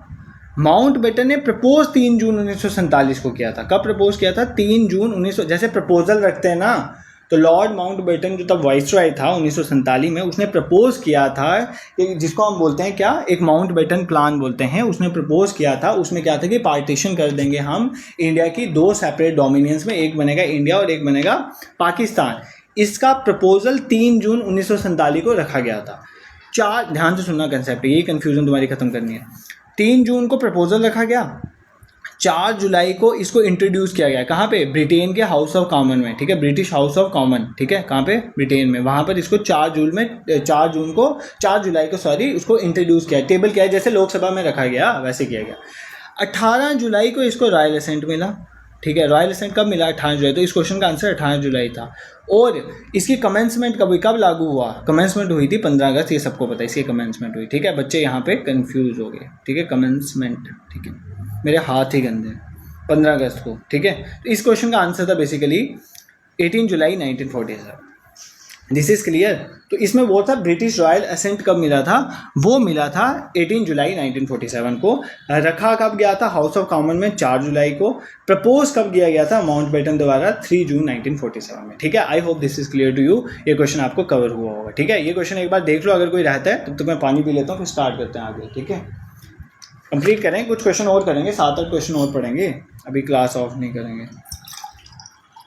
मुझे लगता है मैं और ज़्यादा पढ़ा सकता हूँ, तो करेंगे आप 1.5-2 घंटे के मैराथन लेंगे, ठीक है। मैराथन सेशन भी स्टार्ट करते हैं। और इस वीडियो के बाद ना आप सभी देखो, काफ़ी दिनों के बाद क्लासेस स्टार्ट हुई हैं ना, तो मुझे आपकी रिक्वायरमेंट्स नहीं पता अभी कौन सी क्लासेस की ज़्यादा है, तो आप मुझे कमेंट सेक्शन में बताना, उसके अकॉर्डिंगली मैं करूँगा। सबसे पहले मेरा भी ये कि अकाउंटेंसी के 5 मैराथन सेशन आए थे, जो FA वाले बच्चे सुन रहे हैं, उनके नेक्स्ट 5 मैराथन सेशन में बहुत जल्दी अपलोड करूँगा। इस वीक में ही एक सेशन जो है मैं 1 या 2 सेशन में अपलोड करने की कोशिश करूँगा। बाकी जैसे JKP SI वाले हैं, JKP कांस्टेबल है, JKP कांस्टेबल की प्लेलिस्ट FA की प्लेलिस्ट बना के मैंने शेयर कर दी है, और JKP SI वाली भी हो जाएंगी, या जब तक आप वीडियो देखोगे होंगी। तो आप भी बताना उसको छोड़ के और कौन से टॉपिक हैं जिनके मैराथन सेशन रिक्वायर्ड हैं। आपने मुझे बस इसके कमेंट सेक्शन में बताना, आई विल ट्राई कि जल्दी से जल्दी मैं उसके मैराथन सेशन लाऊंगा, ठीक है। नेक्स्ट इंपॉर्टेंट थिंग, आपने गूगल में जाना है। देखो गूगल में आपने अवेकनिंग क्लासेस, गूगल में सर्च करना awakeningclasses.in, तो हमारी वेबसाइट आपको मिल जाएगी, ठीक है। वहाँ पर ध्यान से सुनो, वहाँ पर जेकेपी कांस्टेबल, ठीक है, जेकेपी कांस्टेबल और एफए के मॉक टेस्ट अपलोडेड हैं, ठीक है, एफए के मॉक टेस्ट अपलोडेड हैं, तो जाके उन टेस्ट में खुद को रजिस्टर करो।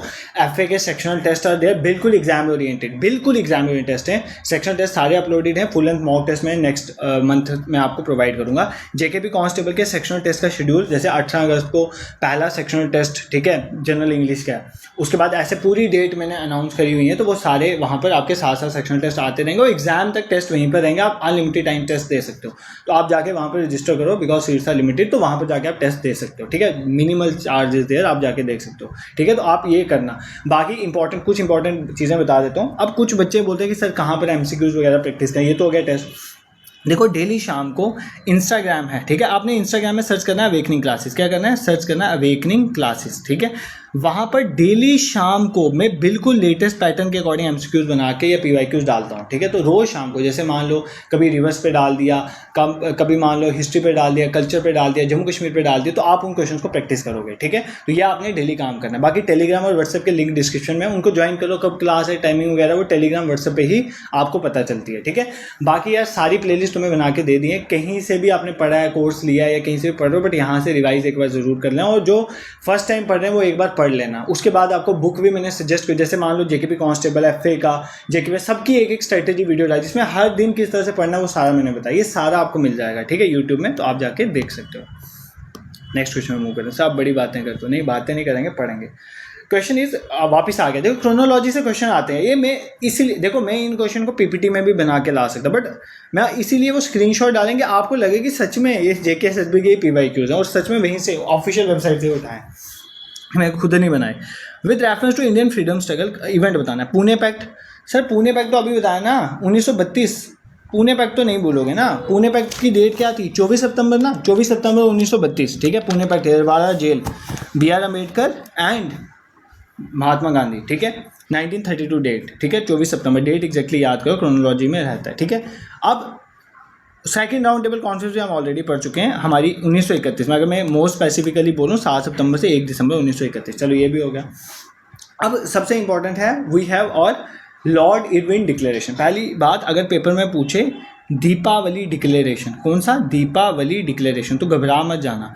Deepawali declaration is basically Irwin's declaration, ठीक है, क्योंकि दीपावली के टाइम पे हुआ था, ठीक है। तो कब आया था ये, अक्टूबर 31, ठीक है, 1929 में हमारा लॉर्ड इरविन की डिक्लेरेशन है, जिसको दीपावली डिक्लेरेशन, डिक्लेरेशन में मतलब बेसिकली कुछ बोला जाता है। इसमें डिक्लेयर करा था इरविन ने, प्रॉमिस करा था कि डोमिनेंस स्टेटस इंडिया को मिलेगा, ठीक है, बट डोमिनेंस स्टेटस जो है इंडिया को जो मिलेगा वो अनस्पेसिफाइड, ठीक है, फ्यूचर की बात की थी, मतलब टाइम नहीं बताया कब मिलेगा, ठीक है। और बोला था कि इसके लिए राउंड टेबल कॉन्फ्रेंसेज होगी जहां पर रिस्पॉन्सिबल गवर्नमेंट इंडिया में लाई जाएगी, उसकी बात की जाए, तो इसके बाद ही राउंड टेबल कॉन्फ्रेंस हुई थी, ठीक है। अब तुम्हें स्टोरी थोड़ी समझ आई, और बेसिकली सारी स्टोरी लिंक होती है, इसलिए मैं बोल रहा हूँ क्रोनोलॉजिकली एक बार ना स्ट्रगल का लेक्चर देखना है, फ्रीडम स्ट्रगल, मतलब यार देखो ना, 1929 में हमारा सेशन होता है, लाहौर सेशन, उसमें हम बोलते हैं हमें पूर्ण स्वराज चाहिए। क्यों बोलते हैं, क्योंकि भाई इरविन बोल रहा था अभी भी डोमिनियन स्टेटस देंगे, हमें डोमिनियन स्टेटस क्या करना था, उसके अंदर थोड़ी आना था, अब तो पूर्ण स्वराज चाहिए था, फुल कंप्लीट इंडिपेंडेंस चाहिए थी। तो ये सारी चीज़ें लिंक है, वो भी 1929 लाहौर सेशन में। तो हमने 26 जनवरी से आगे से इंडिपेंडेंस डे, पूर्ण स्वराज मनाना शुरू कर दिया दिवस, ठीक है। बट ब्रिटिश वाले क्या बोलते थे, हम इंडिया को डोमिनेंट स्टेटस, वो भी कब देंगे अभी पता नहीं है। उसके लिए इरविन ने बोला कि राउंड टेबल कॉन्फ्रेंसेज होगी, फिर 3 राउंड टेबल कॉन्फ्रेंस हुई थी। उसके बाद वो ले आया, कम्युनल अवार्ड ले आया, सेपरेट इलेक्टोरेट डिप्रेस क्लास, फिर यरवाड़ा जेल में मीटिंग हुई, ठीक है।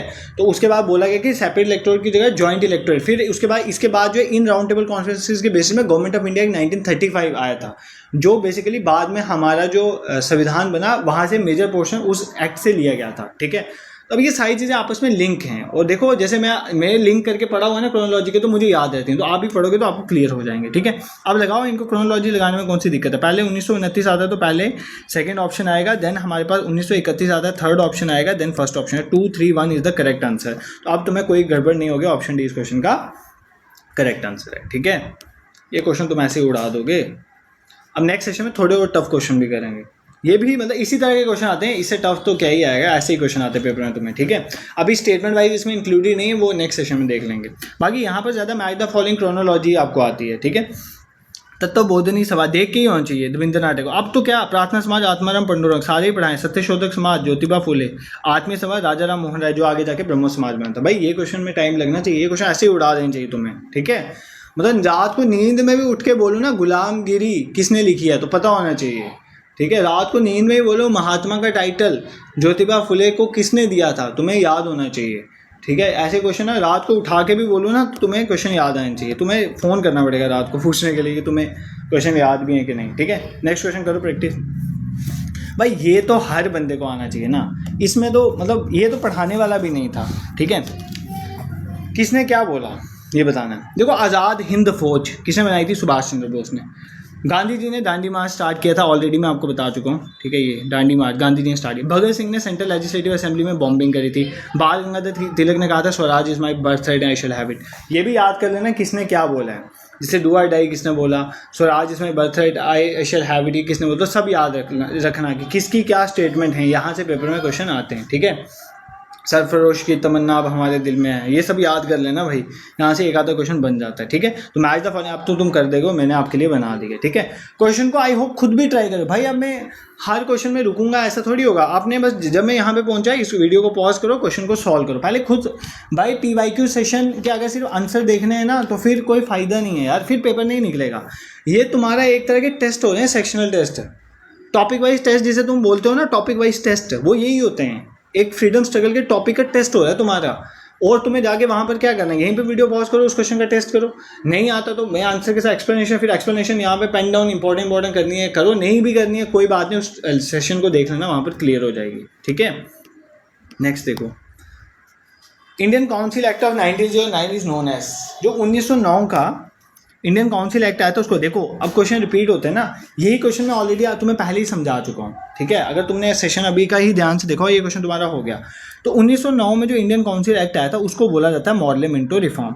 मॉडले उस टाइम पे कौन था, सेक्रेटरी जो है हमारा स्टेट का, इंडिया का, ठीक है। और मिंटो कौन था, वाइसरॉय था। पहले तो ये तुम्हें क्लियर होना चाहिए। इसमें क्या हुआ था देखो, मैंने आपको पहले ही बताया कि मिंटो ने जब ये शिमला डेपुटेशन हुआ 1906 में, मिंटो ने एश्योरेंस दिया कि मैं क्या करूंगा, मैं सेपरेट इलेक्टोरेट लाऊंगा मुस्लिम्स के लिए, यही बोला था 1909 में जो इंडियन काउंसिल एक्ट आया उसमें ले आया। किसके लिए सेपरेट इलेक्टोरेट आए, इसमें सेपरेट इलेक्टोरेट आए मुस्लिम्स के। चीज़ें लिंक हैं आपस में, जिनको हिस्ट्री में दिक्कत आती है ना, मेरे को बर्थडे की डेट्स याद नहीं रहती बट हिस्ट्री की साइड रहती है, हिस्ट्री क्रोनोलॉजिकली होती है और बर्थडे सबकी क्रोनोलॉजी नहीं होती है, ठीक है।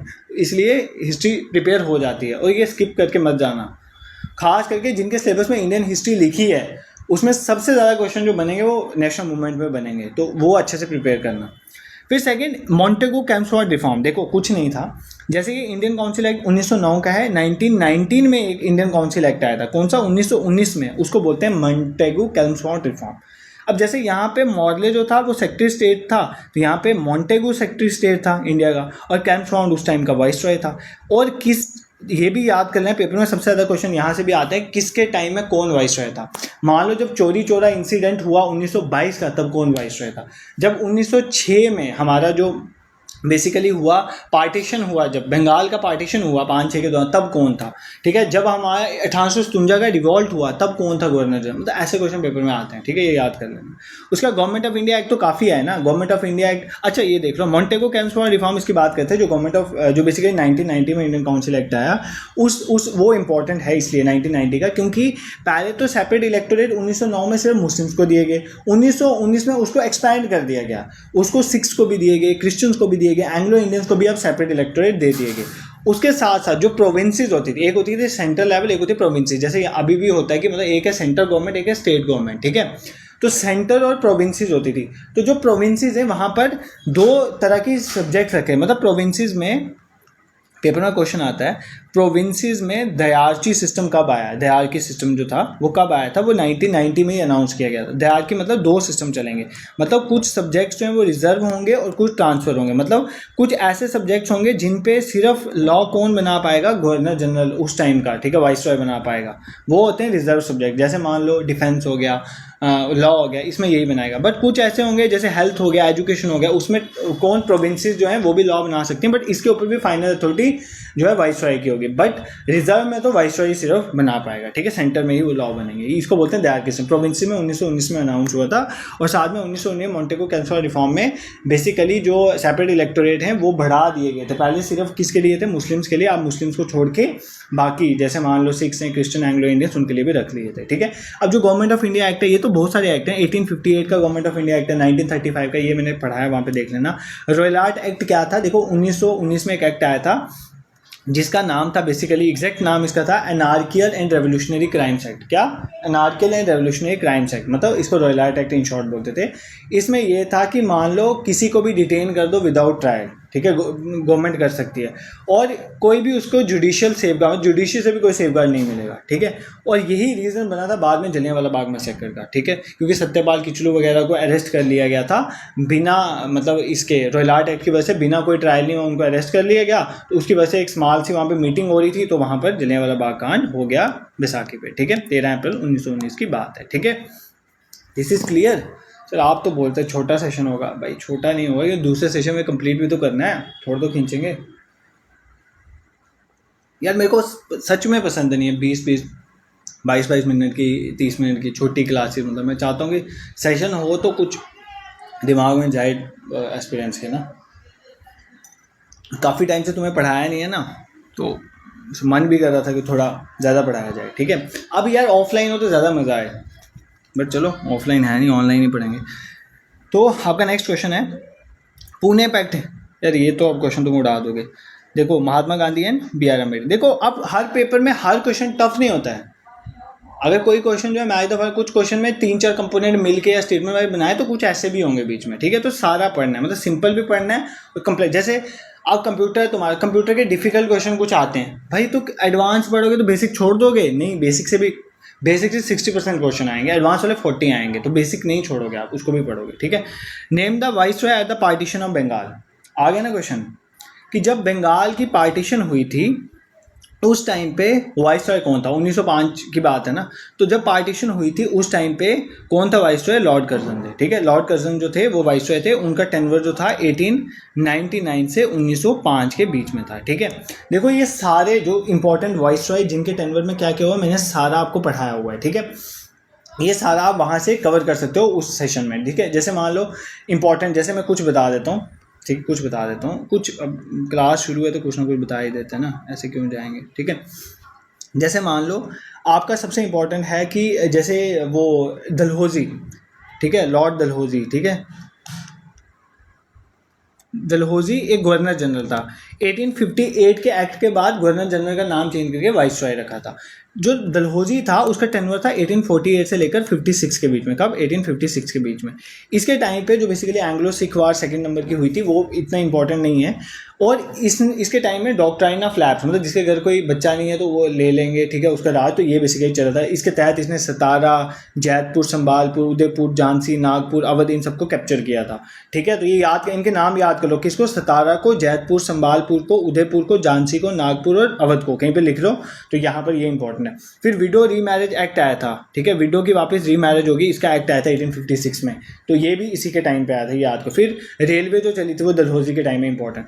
फिर जो आपका 1857 का रिवॉल्ट हुआ था, ये एग्जाम में पूछा, वो इसके टाइम पे नहीं होता, वो कनिंग के टाइम में होता, कनिंग चालाक इसके टाइम में होता है, लॉर्ड कनिंग के टाइम में, ठीक है। और इसके टाइम में 1857 का रिवॉल्ट हुआ था। और यही जब 1857 का रिवॉल्ट हुआ, फिर 1858 में एक्ट आता है, तो गवर्नर जनरल को क्या बना दिया जाता है? वाइसरॉय। तो पहला वाइसरॉय जो बना था वो यही बना था। कौन बना था? कनिंग, क्योंकि उस टाइम पे ये गवर्नर जनरल था, फिर इसको वाइसरॉय बना दिया गया। ये उसके बाद वाइसरॉय रहा था 1858 से लेकर 62 तक, ठीक है, ये भी आपको याद रखना, यहाँ से भी क्वेश्चन पूछे जाते हैं। फिर वाइसरॉय स्टार्ट हो गए, ठीक है। अब एक इंपॉर्टेंट पूछता है कि एक बड़ा फेमीन आया था, ठीक है, जिसने मद्रास, बॉम्बे, हैदराबाद, इन सबको इफेक्ट किया था, वो किसके टाइम पे आया था? लिटन के टाइम में। तो अगर पूछे किस वाइसरॉय के टाइम में फेमाइन आया था, तो वो इसके टाइम में। फेमाइन जो है 1876 से 78 तक चला था, तो बेसिकली इसका टेन्योर जो था लिटन का 1876 से 80, तो इसके टाइम में। इसके टाइम में एक इंपॉर्टेंट एक्ट आया था, that is known as vernacular press act. Vernacular press act, ठीक है। तो जो वर्नैकुलर लैंग्वेजेस में लिखते थे उसके अगेंस्ट एक एक्ट था। ये कब आया था? 1878 में, ये याद कर लेना। एक आर्म्स एक्ट आया था, वो भी इसके टाइम में आया था, लिटन के टाइम, आर्म्स एक्ट, ठीक है, इसके टाइम में आया था, ठीक है। इसके बाद वाला जो वाइसरॉय था that is Ripon, this is important, ये याद कर लो। एग्जाम में आता है कि ये जो वर्नैकुलर प्रेस एक्ट था उसको ख़त्म किसने किया था? रिपन ने किया था। किसको? ये जो वर्नैकुलर प्रेस एक्ट आया था, जो वर्नैकुलर लैंग्वेजेस में जो लिखे जाते थे न्यूज़पेपर, उनके अगेंस्ट एक्ट था, उसको ख़त्म किसने किया था? इसने किया था, ठीक है, रिपन ने। रिपन का टाइम जो है 1880 से लेकर 84 तक है। अगर तुम्हें चाहिए जो स्पेक्ट्रम है उसके लास्ट अपेंडिक्स में ये सारे लिखे हुए हैं कौन से वाइसरॉय के टाइम में क्या होता है, बट अगर आप वो मैराथन सेशन देखोगे वहाँ से भी आपको काम बन जाए। ये रिपन के टाइम ऐसे यार बहुत सारे, मैं सारे तो नहीं पढ़ा सकता। जैसे मान लो उसके बाद कर्जन इंपॉर्टेंट है, तो कर्जन कब, इसका टेनवर क्या था? 1899 से लेकर 1905। इसके टाइम पे क्या हुआ था? इसके टाइम में बेसिकली एक तो इंडियन यूनिवर्सिटी एक्ट आया था, बंगाल का पार्टीशन हुआ था 1905 में, सब इसके टाइम में हुआ था, ठीक है। फिर मिंटो के टाइम कौन सा है? 1905 से 10। इसके बाद मिंटो आया था, ठीक है। मिंटो के टाइम में आपको पता है 1909 का एक्ट आया था। फिर उसका इंपॉर्टेंट क्या है? उसका इंपॉर्टेंट है आपका, एक इंपॉर्टेंट है, ये भी एग्जाम में पूछा जाता है, हार्डिंगे सेकेंड, हार्डिंगे सेकेंड, ठीक है। हार्डिंगे सेकंड जो है इसका टेन्योर था 1910 से लेकर 16 तक। इसमें जो सब ऐसे, तो इसके टाइम में कैपिटल जो है ट्रांसफर हुई थी कलकत्ता से दिल्ली, ठीक है, 1911 में। इसके टाइम में बेसिकली एक दरबार लगा था, ठीक है। किंग जॉर्ज वी आया था। कौन आया था? किंग जॉर्ज वी, ठीक है। इसका दरबार कहाँ पे हुआ था? दिल्ली में, ठीक है। ये इंपॉर्टेंट है, याद रखना। 1911 में किसके टाइम में होता? हार्डिंगे सेकंड के टाइम में। और इसी में जो पार्टीशन हुई थी ना बंगाल की, उसको एन्यूल ख़त्म किया था। कब? इसी में, दिल्ली दरबार में, 1911। किसके टाइम में? हार्डिंगे सेकंड। और कौन आया था? किंग जॉर्ज वी, ठीक है, ये याद कर लेना, ठीक है। उसके बाद कैंप्स फॉर्म्ड आया था 1916 से 21 के बीच, इसका टाइम था। 1921 से 26 के बीच का टाइम जो था वो किसका था? रीडिंग का था, लॉर्ड रीडिंग। रीडिंग के टाइम में चोरी चोरा इंसिडेंट, क्योंकि वो 1922 में हुआ था, ठीक है। अगर तुम्हें इनका टाइमिंग पता है ना, 1921 से 26 जो है वो रीडिंग का टाइम है, तो आपको खुद पता चल जाएगा चोरी चोरा इंसिडेंट की डेट आपको जब 1922 याद है तो इसी के टाइम पे होगी ना। उसके बाद 1926 से 31 इरविन आया, जिसके टाइम पे इरविन पैक्ट थी, वो बड़ी चीज़ें हुई, ठीक है। उसके बाद 31 से 36 विलिंगटन आया, फिर लिनलिथ गो आया। मैं ये सारे नहीं पढ़ा रहा क्योंकि बहुत डीप हो जाएगा, बट आपको मैं बता चुका हूँ, स्पेक्ट्रम के अपेंडिक्सेस देख सकते हो, बट ये सबसे इंपॉर्टेंट चीज़ है, आपको कवर करना है, क्योंकि इसमें आपको तो पता चलेगा किस वाइसरॉय के अंडर टेन्योर में क्या हुआ। यहाँ से क्वेश्चन आते हैं, और या अगर कौन से वाइसरॉय को क्रोनोलॉजिकली लगाने के लिए बोल दिया, फिर वैसा क्वेश्चन भी आपसे निकल जाएगा, ठीक है। तो ये एक बार आप वो मैराथन सेशन जो फ्रीडम स्ट्रगल का है वो देख लोगे, वहाँ से आपका क्वेश्चन कवर हो जाएगा। जैसे देखो यार, ये पढ़ा होता अगर आपने अच्छे से, तो ये क्वेश्चन एक निकल गया ना 73 इसके साथ जुड़ा हुआ। In which year the partition of Bengal was cancel. कब कैंसिल हुआ? 1911। अगली बार थोड़ा मुश्किल बनाने के लिए बोल देगा कि 1911 में जो कैंसिल हुआ किस वाइसरॉय के अकॉर्डिंग अंडर हुआ। कौन सा वाइसरॉय था? हार्डिंगे। कौन आया था? क्योंकि दिल्ली दरबार लगा था। कौन आया था? ब्रिटेन के किंग आया था। कौन? जॉर्ज वी, ठीक है, ये नाम याद कर सकते हो, ठीक है। दिस इज क्लियर, ये कोई दिक्कत नहीं होगी। नेक्स्ट क्वेश्चन देखो, in which of the following year non cooperation movement was launched by Indian national conference. Non cooperation movement, Indian national conference जो है वो कब लॉन्च हुई थी? 1916 में, 18 में, 20 में, 22 में। बताओ कब लॉन्च हुई थी? ये क्वेश्चन कोई बताने वाला है नहीं, मुझे लगता है ये तुम्हारी टिप्स में होना चाहिए क्वेश्चन। बताओ कब लॉन्च हुई थी इंडियन नेशनल कॉन्फ्रेंस? देखो, Indian national non cooperation movement कब लॉन्च हुई थी? नॉन कॉपरेशन मूवमेंट हमारी जो है वो लॉन्च हुई थी 1920 में, ठीक है। इसमें कोई दिक्कत नहीं होनी चाहिए आपको, कुछ नहीं है। बेसिकली आपको ये याद रखना है कि इसके कॉजेज़ क्या थे। हमने non cooperation movement Gandhi ji ने क्यों स्टार्ट किया? सबसे इंपॉर्टेंट कॉज था एक रोलाट एक्ट, ठीक है, 1990 का, ठीक है। उसके बाद जलियांवाला बाग में मैसेकर हुआ 13 अप्रैल 1919, सबको पता है, ठीक है। और खिलाफत का इशू था, और इसके लिए गांधी जी ने नॉन कॉपरेशन मूवमेंट लाई कि हम अब कॉपरेट नहीं करेंगे, ठीक है। 1920 में सितंबर में इसको अप्रूव किया गया था, ठीक है। बेसिकली 1 अगस्त 1920 को ये मूवमेंट थोड़ी स्टार्ट कर दी गई थी, और इसमें ये भी एग्जाम में क्वेश्चन आता है कि नॉन कॉपरेशन मूवमेंट के दौरान किसकी डेथ हुई थी? तो जो हमारे लोकमान्य जो बाल गंगाधर तिलक थे, उनकी डेथ जो है नॉन कॉपरेशन मूवमेंट के टाइम पे हुई थी, ठीक है। और सितंबर 1920 में एक स्पेशल कांग्रेस का सेशन लाया गया था। कब? सितंबर के महीने में स्पेशल कांग्रेस का सेशन होता। उसको किसने लीड किया था? लाला लाजपत राय ने। स्पेशल कांग्रेस का सेशन इसी के लिए किया गया था, राय ने इस पे हुआ था, और उसमें बेसिकली जो है इसको अप्रूव किया गया था। किसको? नॉन कॉपरेशन मूवमेंट को, ठीक है। और उसके बाद जो है दिसंबर का सेशन, जो यूजुअली सेशन होता है दिसंबर के महीने में ही होता था इसका, इंडियन नेशनल कांग्रेस का, उसको जो है वो कहाँ पर हुआ था, वो नागपुर में हुआ था। बट ये याद कर लेना, ठीक है, उसको बेसिकली इसमें फाइनलाइज किया था। बट जो स्पेशल सेशन हुआ था जिसमें नॉन कॉपरेशन मूवमेंट जो है बेसिकली इसको अप्रूव किया गया था, वो 1920 का सितंबर के महीने में हुआ था। यही डेट याद करो, तो डेट 1920 आपको नॉन कॉपरेशन मूवमेंट की याद है, खिलाफत के साथ ये मूवमेंट चली थी, ठीक है। इसमें भी हिंदू मुस्लिम यूनिटी देखी गई थी, ठीक है। और एक दो इंपॉर्टेंट मूवमेंट है जहाँ पे हिंदू मुस्लिम यूनिटी ठीक ठाक देखी, एक तो पार्टीशन ऑफ बंगाल के टाइम के जो स्वदेशी एंड बाइकआउट मूवमेंट स्टार्ट हुआ, दूसरा नॉन कॉपरेशन मूवमेंट के टाइम में, ये याद कर लेना, ठीक है। नेक्स्ट देखो, which among the following movement was combined with the non cooperation movement under Gandhi leadership, तो कौन सी थी खिलाफत मूवमेंट। तो ये क्वेश्चन तो आप ऐसे ही उड़ा दोगे, ठीक है। तो देखो यही होता है, अगर हम कुछ अच्छा कंसेप्ट एक बार पढ़ लेंगे ना, तो छोटे मोटे कंसेप्ट करने में हमें दिक्कत नहीं। आई थिंक मैंने इतने ही क्वेश्चन डाले, ठीक है। तो नेक्स्ट सेशन में कुछ नेक्स्ट क्वेश्चन के साथ मिलेंगे। देखो इतना पढ़ाया, अगर समझ आता है, it hardly takes a second to subscribe this YouTube channel, but subscribe तब भी करना अगर पसंद आता है पढ़ना, अदरवाइज नहीं, ठीक है। और अपने फ्रेंड्स के साथ जो भी प्रिपरेशन कर रहे हैं वो आप शेयर कर सकते हो, आप एटलीस्ट उनको हेल्प कर सकते हो, ठीक है। बाकी टेलीग्राम और व्हाट्सएप का लिंक डिस्क्रिप्शन में, उसको जरूर ज्वाइन कर लो। कोई भी इंपॉर्टेंट इन्फॉर्मेशन है वहीं पर शेयर होती है। आप कमेंट सेक्शन में कमेंट भी कर सकते हो अपने डाउट, वो भी हम क्लियर करेंगे कि इन सेशन में जल्दी चाहिए PYQ कम रिविजन सेशन। इसी तरह मैराथन सेशन वाली प्लेलिस्ट आपको अवेलेबल है, जाके उन मैराथन सेशन को देखो, ठीक है। और जो नहीं है अवेलेबल वो भी मैं बहुत जल्दी मैराथन सेशन आपके स्टार्ट कर दूंगा, मोस्ट प्रोबेबली कल परसों। ये सब आपको टेलीग्राम व्हाट्सएप में पता चलेगा। बाकी इंस्टाग्राम पे डेली शाम को आप जाके, बार बार इसलिए बता रहा हूं कि चीज़ें आपके लिए बनाई जाए, मुझे कोई शौक नहीं है आपके लिए रोज शाम को MCQs लाने का, अगर आप प्रैक्टिस नहीं करो। अब कुछ बच्चे बोलते हैं कि सर हमारे पास इंस्टाग्राम नहीं है, बट वो मैं AI के थ्रू बनाता हूँ। मैं सच बोल रहा हूँ कि वो अगर मैं यूट्यूब में डालूंगा ना तो कुछ कॉपीराइट इशू हो जाएगा, ठीक है। तो मैं नहीं चाहता, इतनी मेहनत है मेरी इस यूट्यूब चैनल पे, तो आप वहाँ पर जाके उनका टेस्ट दोगे, ठीक है। और जितने भी बच्चे हैं JKP कांस्टेबल, देखो JKP SI वाले भी बच्चे होंगे और भी बच्चे होंगे, आपके मॉक टेस्ट भी बहुत जल्दी मैं लॉन्च कर दूंगा। बट अभी JKP कांस्टेबल, ठीक है, JKP SI के भी हफ्ते 10 दिन में अनाउंस कर दूंगा मैं, आप थोड़ा पढ़ लो पहले। और FA वाले बच्चे, देखो सीट्स आर लिमिटेड, क्योंकि मैंने JKP SI का भी लॉन्च करना और एक लिमिट है मेरी वेबसाइट की, ठीक है। तो अगर आपको जाना है तो आप awakeningclasses.in गूगल में जाके वहाँ पर उसमें रजिस्टर करके अच्छे से एग्जाम ओरिएंटेड मॉक टेस्ट आप प्रैक्टिस कर सकते हो। किसी को अगर कोई क्वेरी होगी, कोई मतलब मॉक टेस्ट लेने में या कोई और भी क्वेरी होगी, तो जब आप उस वेबसाइट को खोलोगे वहाँ पर ना एक ऐसा सिंबल रेड कलर का बना होता है मैसेज के लिए, तो वहाँ पे जाके आप इंक्वायरी रेज कर सकते हो। वहाँ पे आपका फ़ोन में सब कुछ आ जाएगा, आप डाउट लिख सकते हो, मैं आपको फ़ोन करके भी पूछूंगा या मेरा टीममेट कोई आपको फ़ोन कर लेगा। This is for today. I hope आपको सेशन पसंद आया, अगर पसंद आया तो आप कमेंट सेक्शन में अपने रिव्यूज़ दे सकते हैं, हम इसी तरह से पढ़ने की कोशिश करेंगे। This is for today, thank you so much for watching.